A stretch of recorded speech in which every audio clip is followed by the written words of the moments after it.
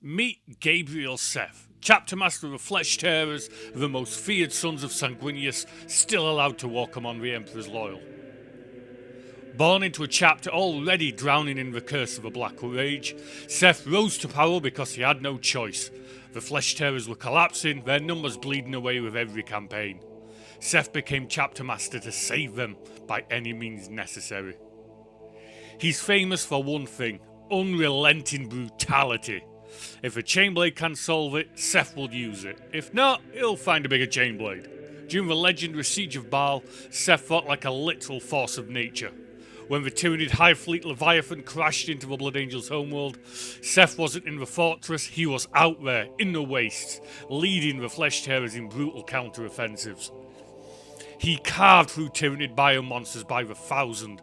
At one point, Seth faced an entire swarm alone, because his warriors were dead or too far to help. Witnesses swore they saw him fighting knee-deep in bodies, tearing apart creatures with bare hands when his chain blade finally snapped. And when the Great Rift opened and madness swept the galaxy, Seth didn't break. He refused to let his chapter die, even as the Black Rage surged through his ranks like wildfire. One of his most controversial moments was his confrontation with Astaroth the Grim, the Blood Angels' High Chaplain and executioner of the flawed. Astaroth believed hundreds of Flesh Tearers were too far gone, doomed to the Black Rage. Seth disagreed, violently. Standing inches from the Redeemer of the Lost, Seth declared that no Flesh Tearer would be executed without his permission.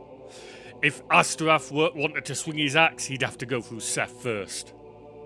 It was the closest the Blood Angels' lineage came to an internal war in centuries. Seth lives every moment on the edge of a Black Rage. He hates it, not as a weakness, but as a thief. He steals his brothers, he steals his future, and he knows sooner or later it will steal him. But that fear drives him to fight harder, to lead fiercer, to make sure the Flesh Tearers live long enough to matter. When the Primaris Marines finally arrived, Seth didn't celebrate. He didn't trust them. How could he? They were perfect warriors. Everything the Flesh Tearer weren't. But here's the twist. Seth accepted them anyway.